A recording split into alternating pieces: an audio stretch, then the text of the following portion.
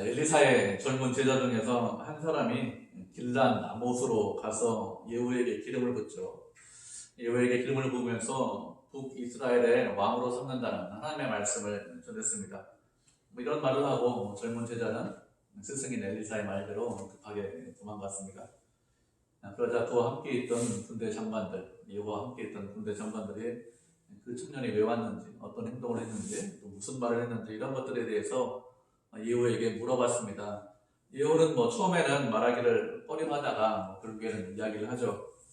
하나님께서 말씀하시기를 내가 네게 기름을 부어서 이스라엘의 왕으로 삼는다는 그런 선지자의 말을 들었다, 이렇게 그들에게 선지자의 말을 전했습니다.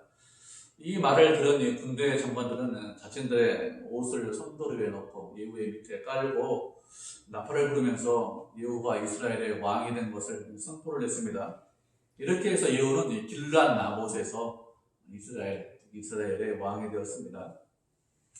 예후가 전쟁터에서 왕이 되었는데 이때 북이스라엘의 왕 여호람은 무엇을 하고 있었는가 하면 아람과 전쟁을 하는 도중에 부상을 입어서 길란 나못에서 치료를 하지 않고 이스라엘 골짜기로 돌아와서 치료를 받고 있었습니다.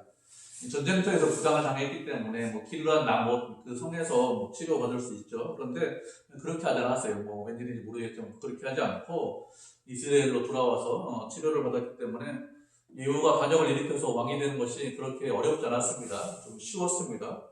그리고 이스라엘에 많은 군대가 어디 있냐면 이 전쟁 중이니까 길란 나못에 많은 군대가 있죠. 그래서 군사력도 예후의 군사력이 훨씬 더 많아졌어요. 여호람의 군사력도 사마리아를 지키기 위해서, 이스라엘을 지키기 위해서 군사력이 좀 남아 있었지만 그래도 이 예후의 군사력이 훨씬 더 커진 상태겠죠. 이런 상황은 우연히 어떻게 하다 보니까 이렇게 된 것이 아니죠. 세상 사람들의 입장에서 보면 그거 참 우연이다. 예후가 기회를 참 잘 잡았다. 그래서 왕이 되었다, 이렇게 생각할 수 있습니다. 그런데 실제로는 그렇지 않습니다. 하나님께서 계획하시고 준비하신 것이죠. 그래서 아합의 집안을 완전히 멸절시키기 위해서 하나님께서 역사를 만들어 가고 계신 것입니다.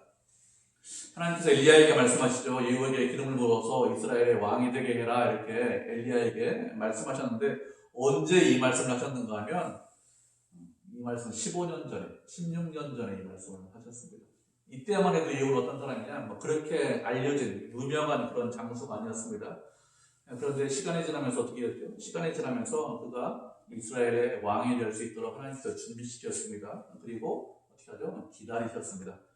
그래서 아합의 집안에 있는 모든 사람들을 쓸어버리는 그런 일을 감당하도록 하셨습니다.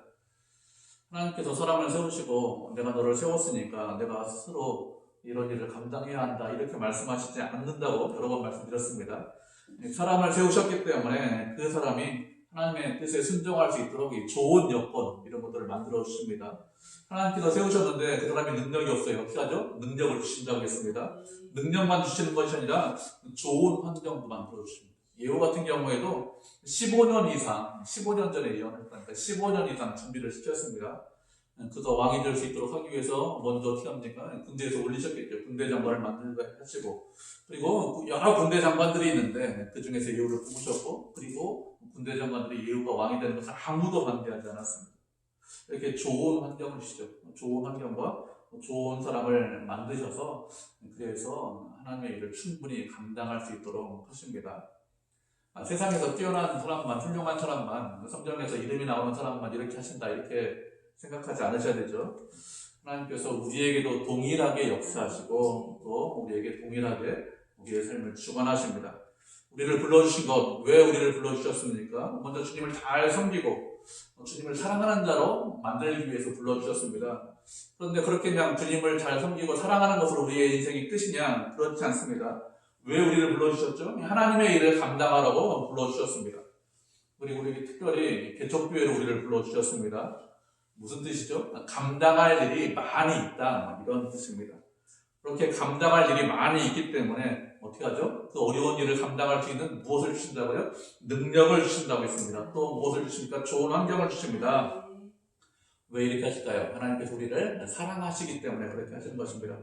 그렇기 때문에 어떻게 됩니까? 주님 안에서 담대하셔야 돼요. 여러분, 두려워하지 말고 담대하셔야 합니다. 하나님, 제가 주님을 위해서 많은 것들을 감당하겠습니다. 이런 순종의 마음을 갖고 계셔야 됩니다.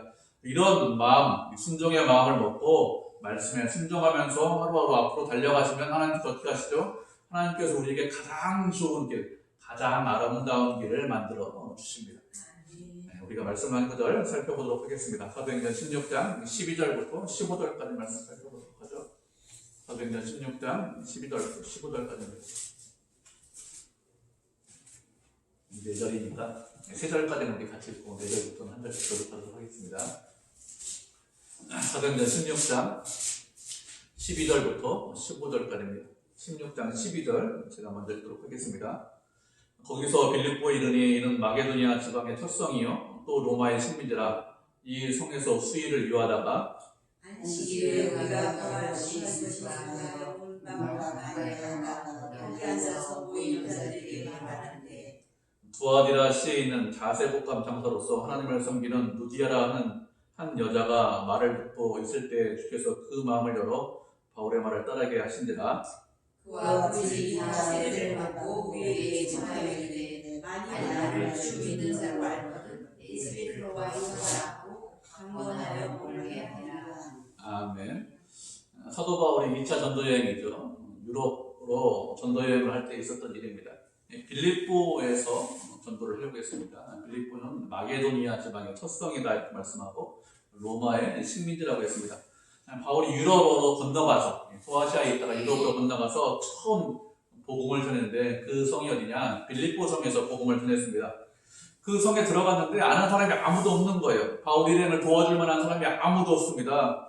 말씀에 순종해서 빌립보 성에 들어갔는데 누구도 만나지 못했습니다. 안식일이 되었기 때문에 이제 좀 기도해야겠다. 기도할 곳이 어디 있는지 나가서 이렇게 찾아봤는데 강가에 사람들이 앉아있길래 그곳에 가서 그 여자들에게 이야기를 했죠. 보통 유대인들은 안식일에 기도를 하는데 어디서 기도를 하는 게 아니고 회당에서 보통 기도를 합니다. 회당이 없는 경우도 있겠죠. 회당이 없는 경우에는 어디에서 기도를 했는가 하면 물가에서 기도를 했습니다. 물 근처에서. 그래서 강가나 물가 근처에서 기도를 했는데 바울도 물가 근처에서 기도하기 위해서 강가로 갔습니다. 그런데 그 강가에서 누구를 만났는가 하면 루디아라는 여자를 만났습니다. 자주옷감 장사 이렇게 라고 말씀을 하고 있죠. 옷을 염색해서, 옷감을 염색해서 파는 장사인데요. 지금 말로 하면 명품 브랜드를 파는 여자다 이렇게 생각하시면 돼요. 그 당시에는 옷감을 염색할 수 있는 기술이 거의 없었는데 루디아는 어떻게 이런 기술을 가지고 있었는 것 같습니다. 그래서 자색으로 옷감을 염색을 해서 그래서 사람들에게 옷감을 파는 그런 여자인데 바울이 말을 전하자 어떻게 했습니까? 주께서 그 여자의 마음을 열어서 바울의 말을 따르게 했고 그리고 그 집이 다 무엇을 받았다고요? 세례를 받았다 이렇게 말씀하고 있습니다. 우리 옆에 있으니까 세례 받았겠죠. 복음을 받아들이고 예수님을 믿었습니다. 그렇게 한 이후에 뭐라고 합니까? 충하기를 나를 예수 믿는 자로 여기면 그러면 다른 곳에 가지 마라. 우리 집에서 유하자. 우리 집에 있자. 다른 곳에 있을지 없으니 우리 집에 가자 이렇게 강권했다고 했습니다. 억지로 강제로 보냈다는 것이죠. 그래서 바울이 어떻게 합니까? 루디아의 집에서 지냈습니다. 그래서 루디아의 집이 빌립보 교회가 되었겠죠. 또 시간이 지나서 이 빌립보 성을 떠나고 바울이 다른 지역에 가서 선교여행을 다닐 때 빌립보 교회가 많은 도움을 줬습니다. 여러 번 선교회를 보냈거든요. 그런데 이 루디아라는 여자가 많은 도움을 줬겠죠. 이렇게 바울이 빌립보에서 유럽에서 처음 전도여행을 다닐 때 아무도 아는 사람이 없었는데 그런데 하나님께서 어떻게 하셨습니까? 말씀에 순종하자 루디아를 만나게 하시고 또 루디아의 마음을 열어주셨습니다. 그래서 하나님의 일을 잘 감당할 수 있도록 하셨습니다.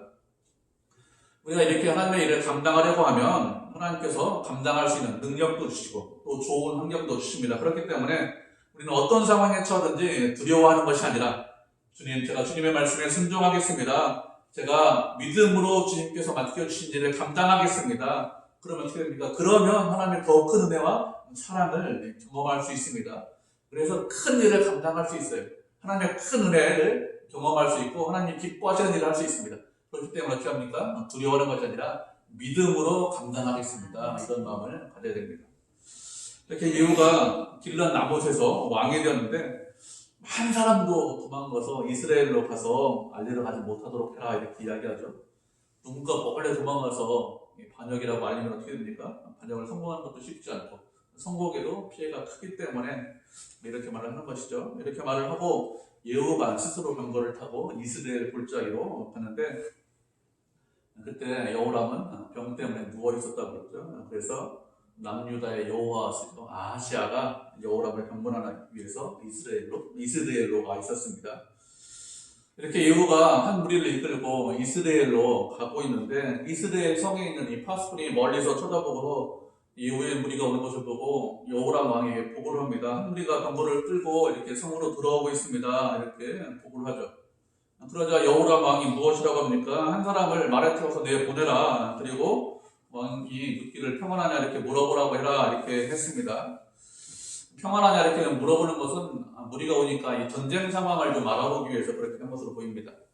자신의 부상 때문에 후방에 와 있기 때문에 병거를 이끌고 무리가 오니까 그들이 왜 왔는지, 그리고 길란 나못에서 오는 것 같은데 그 길란 나못 전쟁은 어떻게 되었는지, 잘하고 있는지, 승리했는지, 아니면 패배했는지, 어떤 전과가 있는지 이런 것들을 알고 싶어서 한 사람을 먼저 보내서 평안하냐 이렇게 물어보라고 했겠죠. 이렇게 해서 왕의 명령을 따라서 한 사람을 말을 태워서 보내서 물었습니다. 묻기를 여호람 왕이 평안하냐 이렇게 묻고 있죠. 이렇게 하자 예후가 무엇이라고 대답합니까? 평안이 내게 상관이 있느냐 이렇게 말을 하고 있습니다. 평안한 거하고 너하고 무슨 상관이 있느냐라는 것은 전쟁 상황이 어떻게 되느냐, 내가 평안한 거하고 너하고 무슨 관계가 있느냐, 이런 뜻입니다. 너는 평안을 물을 처지가 아니다. 너는 평안을 물을 그럴 상황이 아니다. 그럴 사람이 아니다. 이런 뜻입니다. 그런 거 묻지 말고 내 뒤에 서라 이렇게 이야기했죠. 내 뒤에 서라는 것은 나를 따라라. 나와 같이 반역하자. 반역의 대열에 동참해라. 이렇게 이야기를 한 것입니다. 한 사람을 성에서 보냈는데 그가 돌아오지 않았습니다. 그러자 파수꾼이 보고하죠. 한 사람을 보냈는데 돌아오지 않습니다. 이렇게 보고를 하죠. 그러자 왕이 무엇이라고 합니까? 여호람이 또 한 사람을 그럼 보내봐라. 또 한 사람을 보내서 동일하게 평안하냐 물으니까 예후가 동일하게 대답을 했습니다. 그래서 그 사람도 돌아오지 않았습니다. 두 사람을 보냈는데 두 사람이 상황을 보고 이게 좀 심상치 않은 상황이다 이런 것을 알았겠죠. 가까이 봤으니까 이게 반역이구나 이것을 분명히 알았을 것입니다. 그리고 예후와 함께한 사람들이 그 세력이 참 크다 이것을 알아보고 이제 나도 반역에 무리에 동참해야겠다 이렇게 생각해서 예후 뒤에 섰을 것입니다. 이렇게 둘 다 돌아오지 않자 이 파수꾼이 여호람 왕에게 보고했습니다. 두 번째 사람도 돌아오지 않습니다. 이렇게 보고를 하고 또 보고를 하는데 병거를 부르는데 이 병거를 보는 것이 nim시의 손자 예후가 보는 것처럼 병거를 보는데 아주 미치게 병거를 몰고 있습니다. 이렇게 보고를 했습니다. 미치게 본다는 것은 매우 사납게 아주 맹렬하게 이렇게 본다는 뜻이죠.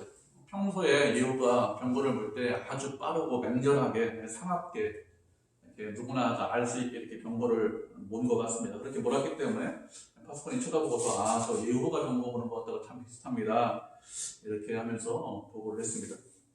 그런 보고를 받은 여호람이 무엇이라고 합니까? 메우라 이렇게 명령을 합니다. 메우라는 것은 말에 병거를 메워라 이렇게 이런 뜻이죠. 말과 함께 병거를 묶어라 이런 뜻입니다. 함께 조여라 이렇게 말을 하고 있죠. 그 명령을 받은 신하들이 그의 병거를 말한테 메웠습니다. 그래서 여호람 왕과 그리고 남유다의 아하시아 왕이 각각 병거를 타고 예후를 맞이하러 나갔습니다. 이렇게 여호람이 예후를 맞이하러 나간 것은 예후가 반역했다는 것을 아직까지 모르고 있는 거예요. 모르고 있으니까 예후가 오냐 좀 맞으러 나가자 이렇게 영접하러 나가자 이렇게 해서 나간 것입니다. 만약에 예후가 반역한 것을 알았다면 여호람이 어떻게 했을까요? 마중 나갔을까요? 그렇지 않죠. 여호람은 아직까지 모르는 겁니다. 여호람의 생각은 이게 무슨 큰 승전보가 있나 보다. 그 승전보를 예후가 왕에게 직접 보고하기 위해서 그래서 사람들이 안 온다 이렇게 생각을 한 것 같아요. 성에서 사람을 보냈는데 사람들이 안 오는 것은 예후가 직접 왕한테 보고하기 위해서 돌아오지 않는다 이렇게 생각하고 두 왕을 어떻게 합니까? 그래 승전했구나. 내 승전보를 좀 장군한테 내가 직접 들어야겠다. 이런 마음을 갖고 각각 병거를 타고 예후를 맞으러 간 것입니다. 이것을 보면 여호람은 영적으로 참 어두움 가운데 있는 것이죠. 조금 지나면 반역이라는 거 알죠? 조금 지나면 자신 죽습니다. 그런데 여호람은 어떻게 하고 있습니까? 자신이 죽는데 알지 못하고 있어요. 인간은 참 이렇게 어리석습니다. 내 앞에 조금 후에 어떤 일이 일어나는 것도 알지 못합니다. 내일 일을 알지 못합니다. 사람들이 이렇게 가면 내일에 태양 뜨는 거 알아요. 그건 알아요. 그건 과학 법칙이니까 하나님께서 정하셨기 때문에 압니다. 그런데 내일에 어떤 일이 일어날지 아무도 알지 못합니다. 당장의 위험이고 당장의 고난이 없기 때문에 평안하다, 안전하다, 무사하다 이렇게 생각을 하고 있습니다. 참 어리석은 것이죠. 평안하고 안전한 것이 아니라 위험이 있고 고난이 있습니다. 어려움이 있습니다. 잘못하면 죽을 수 있습니다. 그런데 그것을 알지 못하고 평안하다 이렇게 생각을 하고 있는 것입니다. 그러면 여호람이 이렇게 어리석은 이유가 무엇일까요? 이렇게 어리석은 것은 하나님을 멀리 떠났기 때문에 그렇습니다. 만약에 하나님을 멀리 떠나지 않았다면 퍼스폰이 돌아오지 않는다 이렇게 보고를 할 때 이거 심상치 않은 일이 일어났다 이렇게 생각했을 것입니다. 그리고 굳이 병거를 타고 마중 나갈 이유가 없죠. 이 부상당했는데 여호가 병거를 타고 오면 성 안에 들이지 않고 왜 이렇게 많은 무리가 오느냐 이렇게 물어보고 또 예후만 들어와라 이렇게 해서 무장 해제시킨 다음에 예후한테 상황 들어보고 그렇게 하면 반역 일으키는 거 쉽지 않죠. 반역을 일으키기 위해서 온 것인지 다른 이유 때문에 온 것인지 이런 것들을 좀 알아보면 됩니다. 그런데 여호람 어떻게 합니까? 자신을 죽이러 오는데 환영하기 위해서 나가서 죽는 거예요. 나가서 병거를 타고 마중 나가서 죽으려고 하고 있습니다. 이렇게 우리는 이렇게 되잖아요. 알겠죠? 영적으로 어두워지면 세상에서 아주 중요한 판단을 할 때 바르게 판단하지 못합니다. 영적인 눈이 어둡기 때문에 무엇이 어두운 것이죠? 마음의 눈이 어두운 것입니다. 마음의 눈이 어두운 사람이 바르게 판단할 수 있을까요? 마음의 눈이 어두우면 바르게 판단하지 못합니다. 무엇이 하나님의 뜻인지 알지 못합니다. 그래서 이상한 생각하고 엉뚱한 생각하고 그런 생각을 가지고 판단합니다. 우리는 이렇게 영적인 눈이 어두운 사람이 되지 않아야 합니다. 하나님과 늘 함께해서 늘 깨어 있어야 합니다. 영적으로 깨어 있으면 하나님께서 은혜 주십니다. 피할 길을 주십니다. 그런데 깨어 있지 못하면 영적으로 어두워져 있으면 그러면 불안과 어려움을 당합니다. 그렇기 때문에 늘 깨어 있어야 합니다. 깨어 있어야 은혜 안에 갈 수 있죠. 깨어 있어야 죄악된 길로 잘못된 길로 악한 길로 가지 않습니다. 깨어 있으셔야 합니다. 그렇게 하기 위해서는 늘 주님과 동행하셔야 돼요. 그것이 지혜입니다. 그래야 하나님께서 우리에게 피할 길도 주시고 그래야 하나님께서 은혜의 길을 주시는 거지. 그렇지 않으면 이렇게 여호람처럼 자신이 죽으러 가는 길에 나 죽으러 가는 길에 아주 기쁜 마음으로 나가는 거죠. 이렇게 되지 않아야 됩니다. 이렇게 요람과 남유다의 아하시아 왕이 병거를 타고 예후를 맞이하러 나갔습니다. 그렇게 두 왕이 병거를 타고 그 예후를 맞이하러 나갔는데 여호람이 예후를 만났다고 했어요. 어디에서 예후를 만났다고 했습니까? 어디에서 만났는가 하면 나봇의 토지에서 예후를 만났다 이렇게 말씀하고 있죠. 나봇의 토지는 무엇을 말하는가 하면 나봇의 포도원을 말합니다. 이전에 여호람의 아버지 아합이죠. 아합이 나봇의 포도원을 빼앗죠. 그 포도원을 채소밭을 만들기 원한다 이렇게 하면서 빼앗습니다. 자신에게 팔거나 아니면 다른 포도원과 바꾸자 이렇게 이야기를 하는데 나봇이 어떻게 하면 거절합니다. 왜 그런가 하면 하나님께서 땅을 주셨기 때문에 땅을 팔지 못합니다. 이렇게 하면서 거절해요. 혹시 팔더라도 희년이 되면 돌려줘야 되거든요. 그렇기 때문에 땅을 팔지 말라고 했습니다. 이렇게 하면서 포도원 팔기를 거절합니다. 그러자 하나님께서 어떻게 하죠? 이세벨이 악한 꾀를 내서 그 나봇의 포도원을 빼앗아 버립니다. 아합이 그 포도원을 차지하죠. 그때 하나님께서 아합을 심판하시겠다 이렇게 말씀하셨는데 아합이 변비하자 심판을 연기하셨습니다.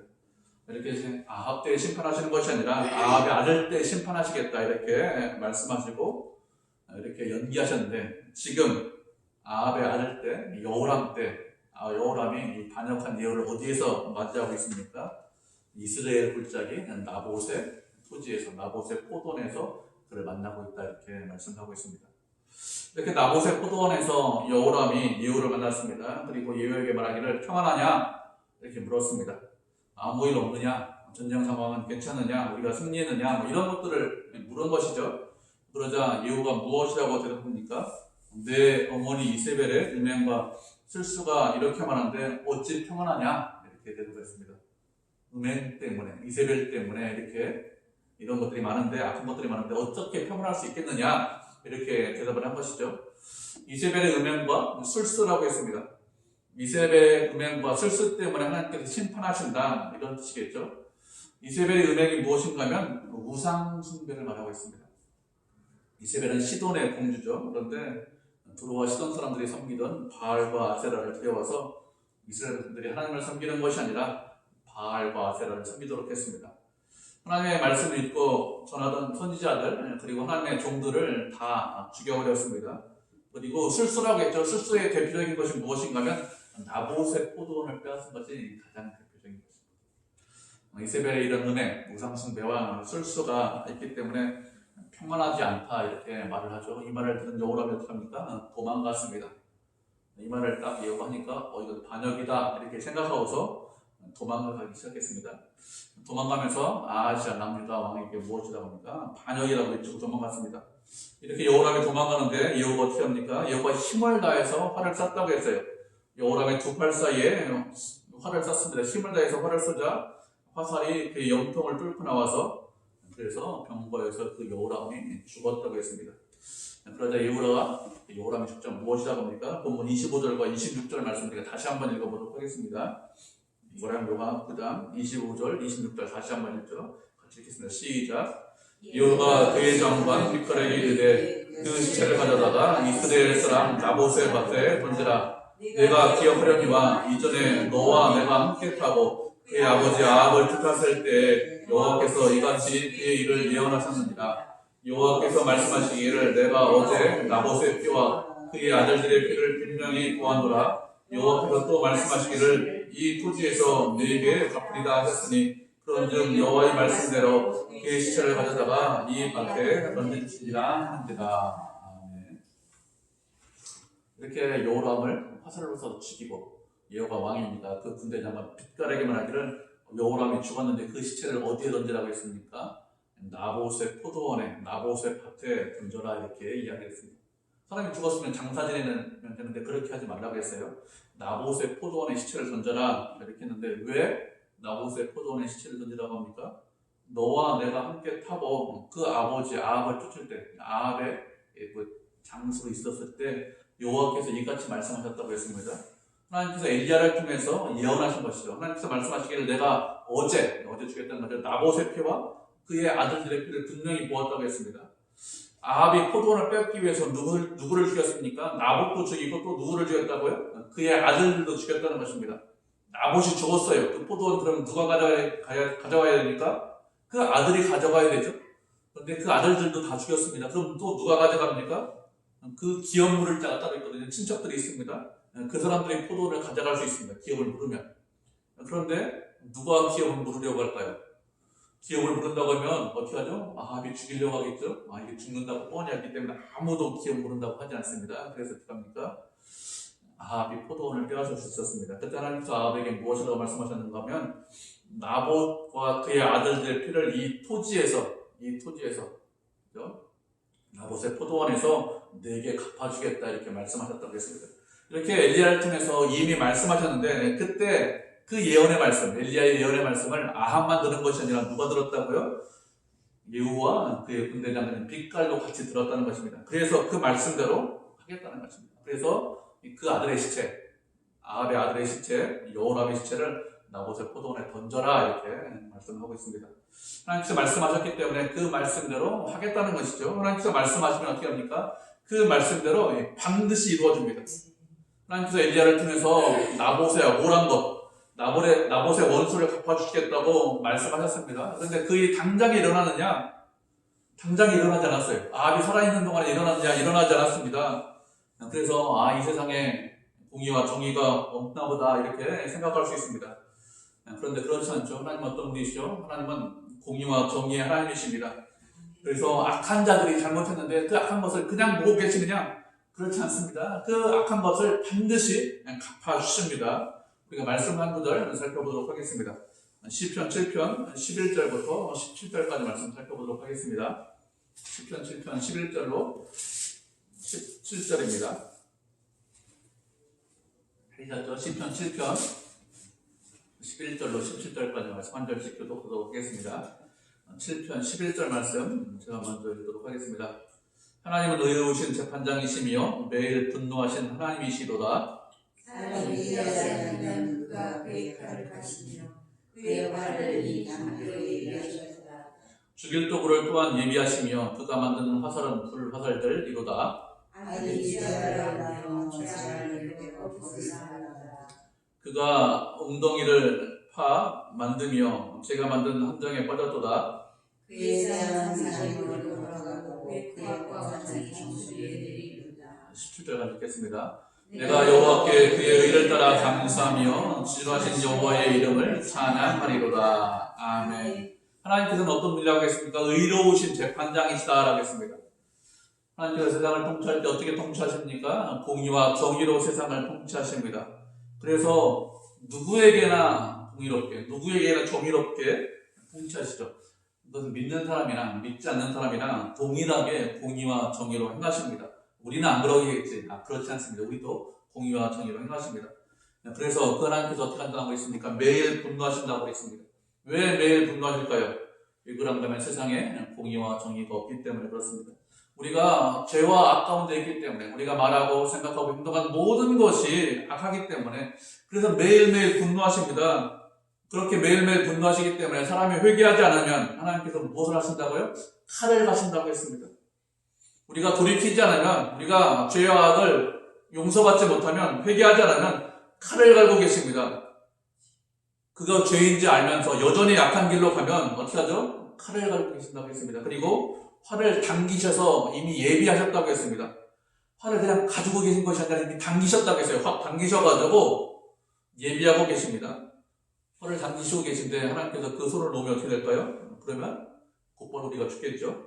그렇게 활을 당기고 계십니다. 죄인을 죽일 도구를 이미 갖고 계시고 이미 준비하고 계십니다. 불화살 예비하고 준비하고 계신다고 했습니다. 그렇게 그런 것들을 준비하고 예비하고 있는데 악인들이 어떻게 하고 있습니까? 죄와 악을 낳는다고 했습니다. 거짓을 낳았다고 했습니다. 재앙을 배워서 거짓을 낳았다. 악한 것들을 하고 있다. 그 결과가 악이다. 죄다. 거짓이다. 이렇게 악한 일을 하고 있죠. 그들이 웅덩이를 파고 빠졌는데 어떤 웅덩이에 파고 빠졌다고 했는가 하면 자신들이 만든 웅덩이에 빠졌다고 했습니다. 다른 사람을 속이고 다른 사람을 넘어뜨리고 다른 사람을 멸망시키기 위해서 웅덩이를 팠는데 그런 웅덩이에 누가 빠졌다고요? 죄인들, 악인들이 빠졌다는 것입니다. 자신들은 생각하기를 지혜롭다, 슬기롭다 생각해서 웅덩이를 팠는데 결국엔 누가 그 웅덩이에 빠졌냐? 자신이 빠지는 웅덩이를 만들었다는 것입니다. 아합이 나봇의 포도원을 빼앗았습니다. 그러면 자신도 죽고 자신의 아들들도 다 죽는다, 자신의 집안이 다 죽는다, 이것을 알았으면, 이것을 깨달았으면 나봇을 죽이고 그 포도원을 빼앗았을까요? 그렇지 않겠죠. 그 사람 땅 말고도 땅 많이 있으니까 다른 땅 갖거나 아니면 다른 곳에서 그냥 채소만 만들면 되겠죠. 모르기 때문에, 알지 못하기 때문에, 깨닫지 못하기 때문에 빼앗은 것입니다. 알았다면, 이렇게 망할 줄 알았다면 빼앗지 않았을 것입니다. 그런데 그렇게 힘으로 빼앗았는데, 권력으로 빼앗았는데 어떻게 되었습니까? 나봇과 나봇의 아들들을 다 죽였는데 하나님께서 그것을 그대로 갚아주셨습니다. 아합의 아들의 시체가 나봇의 포도원에 던져졌죠. 하나님께서 무엇이라고 하셨습니까? 아합에 속한 모든 사람들을 죽이는데 매인자나 노인자를 다 죽인다고 했습니다. 그가 성읍에서 죽으면 개가 먹고 들에서 죽으면 궁중에 새가 먹는다. 나봇의 포도원에 던졌으니까 어떻게 되겠죠? 말씀대로 궁중에 새가 먹겠죠. 그 말씀대로 아합의 아들 죽은 시체 그냥 포도밭에 던져졌습니다. 하나님께서는 공의와 정의의 하나님이십니다. 그래서 악인들의 재앙은 그들의 머리로, 그들의 악한 것들이 그들의 정수리로 내려간다, 이렇게 말씀을 하고 있습니다. 그렇기 때문에 우리는 어떻게 될까요? 우리는 죄인의 길에, 악한 자의 길에 서지 않아야 합니다. 그들과 함께 하지 않아야 되겠죠. 혹시 악한 길로 갔다, 죄악된 길로 갔다 그러면 돌이키고 회개하셔야 됩니다. 돌이키고 회개하면 아무리 큰 죄를 지어도 하나님께서 용서해 주십니다.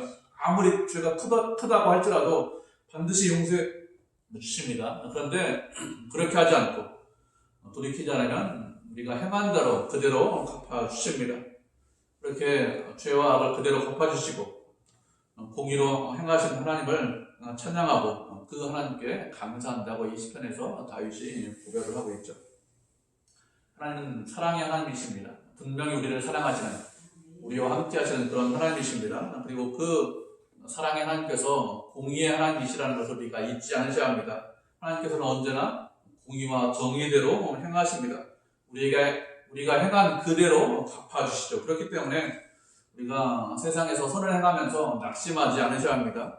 세상에서 악한 자들이 득세하기 때문에, 세상에서 악한 자들이 여전히 잘 가고 있기 때문에, 세상에서 악한 자들이 인정을 받고 칭찬을 받고 그 사람들이 잘 나가고 있기 때문에 그것 때문에 낙심하거나 실망하지 않으셔야 합니다.